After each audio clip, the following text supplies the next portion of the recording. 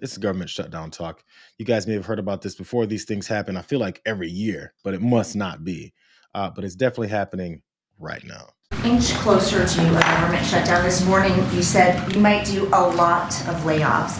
If DOGE is already reducing the federal workforce, why is it necessary to link more federal jobs cut to a shutdown? Well, the Democrats want to shut it down, so when you shut it down, you have to do layoffs. So we'd be laying off a lot of people that are going to be very affected, and the Democrats, they're going to be Democrats.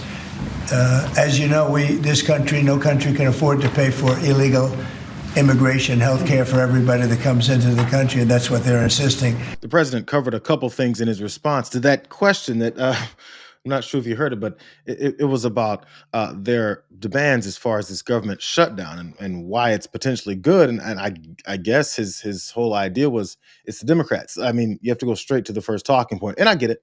Both parties do that whenever these government shutdown battles happen. Honestly, it's politicking. They give their sides, they talk about what it is they want, and maybe that process isn't always put in front of folks' faces. It just turns into my team versus your team. Let's go back to the lies that the president was telling as far as healthcare plans, because this is their response. President, undocumented immigrants.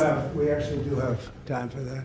They're not eligible for the health care subsidies that Democrats are demanding. So can you clarify, what are you talking about when you say Democrats want to protect their health care? So when an illegal person comes in, a person who came into our country illegally, therefore breaking the law, and look, we all have big hearts. I have a bigger heart than you do.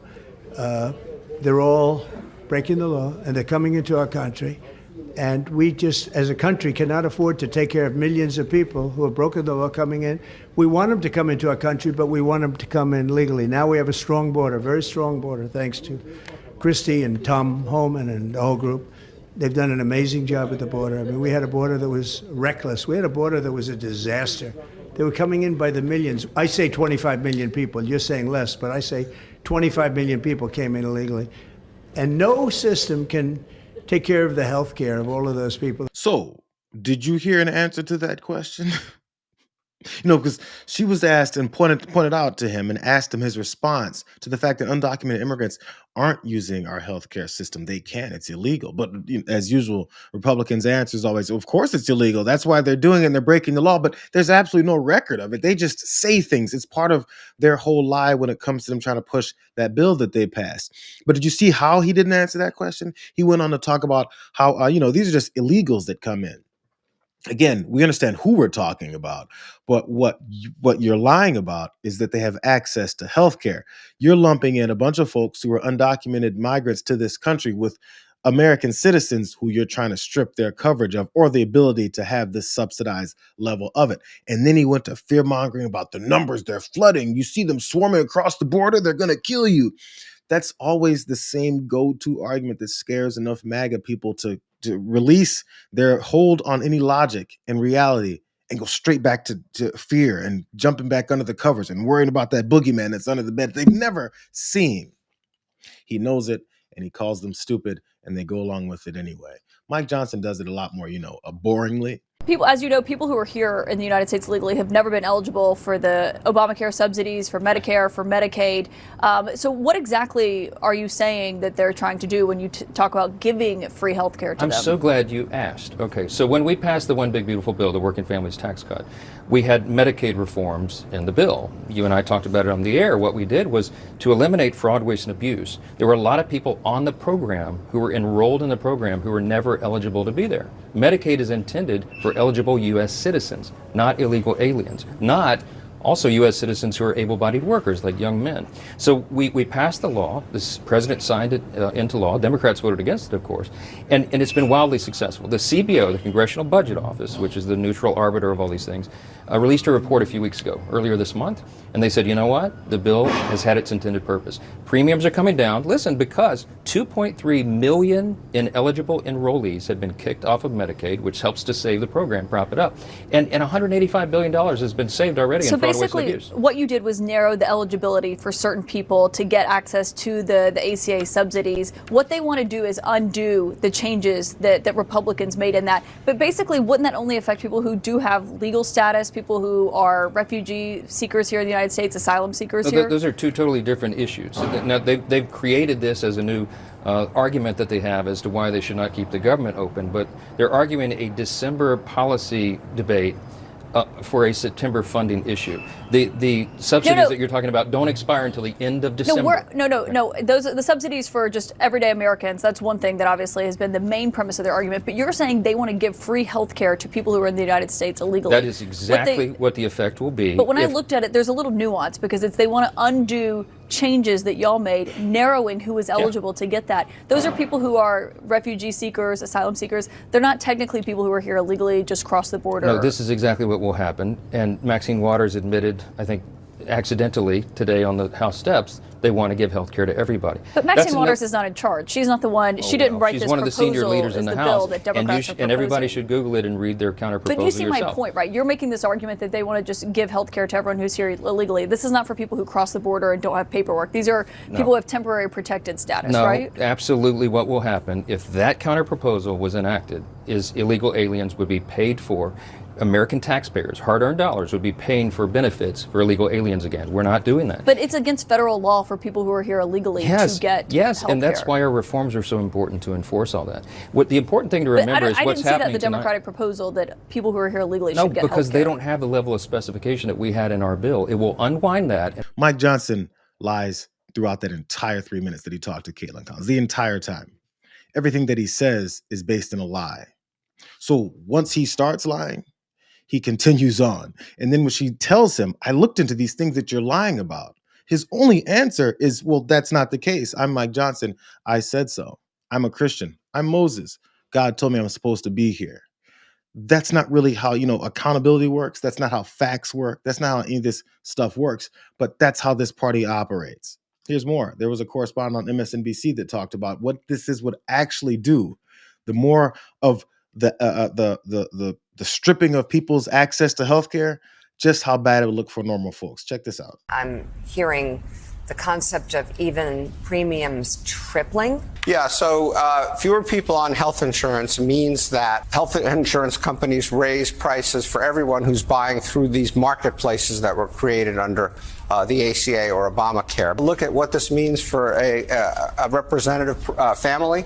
Take a 55-year-old couple making $85,000 a year. Their insurance bill at the moment is $7,225, thanks to the subsidies that we talked about. The subsidies go away. Their bill goes to $20,792.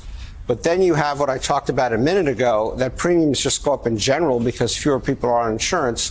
So their premiums actually go to $24,535. You tell me how a couple making $85,000 can afford to pay $24,000 for their insurance. Hence, you see all those people dropping off of the insurance rolls. I think it's pretty straightforward. Like, there needs to be an argument that's given to refute what we just heard. This guy leaves so many openings. Here's Donald Trump again, revealing very clearly that as he's talking about whose blame it should be for shutting down the government, it's actually something that he is going to use as both a threat and also a weapon. They are shutting it down. We're not shutting it down. We don't want it to shut down because we have the greatest period of time ever. I told you, we have $17 trillion being invested. So the last person that wants it shut down is us. Now, with that being said, we can do things during the shutdown that are irreversible, that are bad for them and irreversible by them, like cutting vast numbers of people out, cutting things that they like, cutting programs that they like. And you all know Russell Vought. He's become very popular recently because he can trim the budget to a level that you couldn't do any other way. So they're taking a risk by having a shutdown because of the shutdown, we can do things medically and other ways, including benefits. We can cut large numbers of people out. We don't want to do that, but we don't want fraud, waste, and abuse. And, we're cutting that. That's the approach that this president of the United States has for the people. You notice he has this opponent nature in his brain. He can't break it to the point he doesn't even realize how bad he sounds. His threat, so that if the Dems shut down the government, this was, of course, the day before it actually happened, was that he's going to cut vast people out of the government. He's going to fire all these folks. He's going to cut programs that they like. He's going to do things like cutting benefits. And we don't want to do that. We don't want to do that. So His idea is that the things that he would do to harm American citizens, doesn't matter their political affiliation, to harm American citizens by doing even more damage once the government's shut down, is things that he's characterizing as being Democrats. Democrats want to protect normal humans and Americans in the country from his slashing and burning technique. And he's openly saying, if they let this government shut down, I'm going to slash and burn and hurt more Americans, things that they're looking to protect.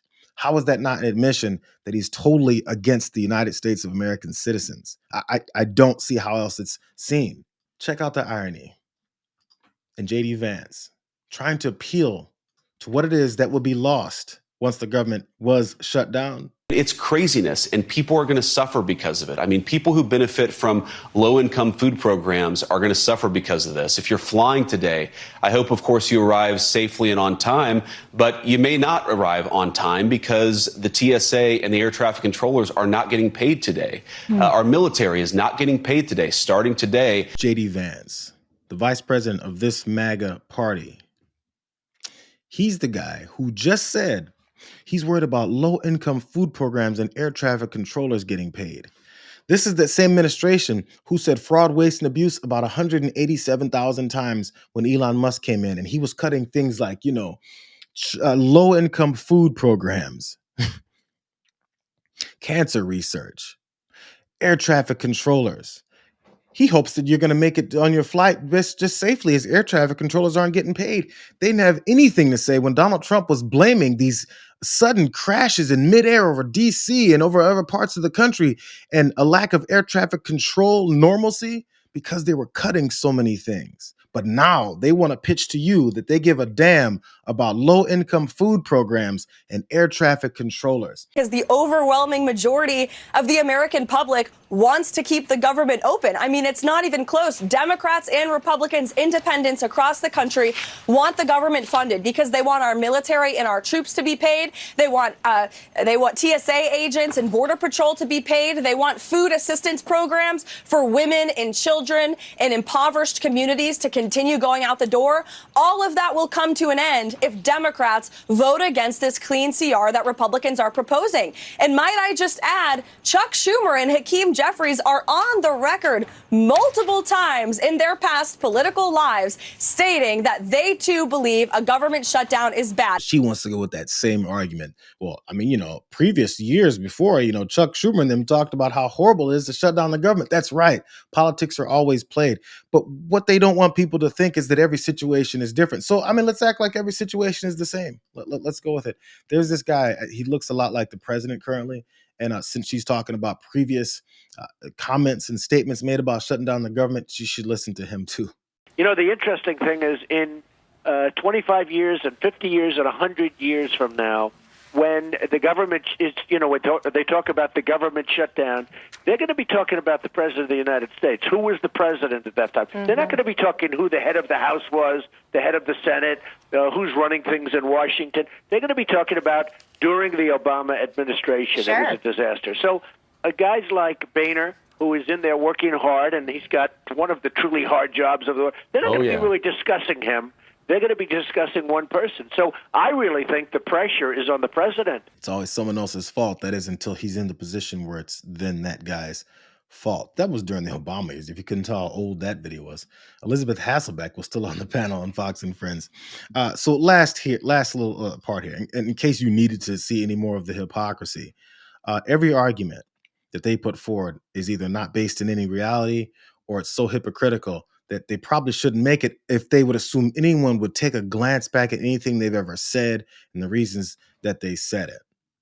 Here's JD Vance. This is just from last year. Why shouldn't we be trying to force this government shutdown fight to get something out of it that's good for the American people? Like, why have a government if it's not a functioning government? Why have a government if it's not a functioning government? Currently, our government that's functioning under Donald Trump and that same JD Vance is destroying the economy. Many small businesses are talking about how they're suffering. Farmers every day. I could have a farmer story every day. I'm beginning to get tired of the farmers' stories because it's just so consistent. Is it functioning for them? Is it functioning for cancer research? Is it functioning for all these groups and entities that he's trying to lean on and say, I'm not going to fund you anymore? Is it working for any of those folks, or is it working for the folks that are paying him a million or two at a time for him to give away money to their businesses and corporations, for all those oligarchs that stand behind him? Is it working for folks who are dying and don't have access to healthcare already? It's not like our situation was great and they're trying to make it bad. It was bad and they're trying to make it worse.